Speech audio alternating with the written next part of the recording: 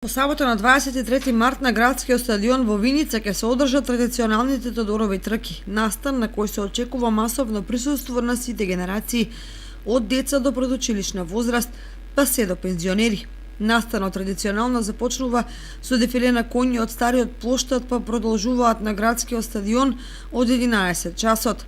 Пред стартот на дисциплините ќе следува музички дел со музичко-ритмички настапи на ученици од деветолетките, како и со настап на наш локален бенд. Трките и годинове ќе стартуваат со жените од златно доба, пошто ќе следуваат дисциплините во различни категории. Пријавувањето за учество во дисциплините на возрастни е на лице место, а за секоја категорија се обезбедени вредни награди кои се донација од сите приватни компании во Виница и дел од Кочани.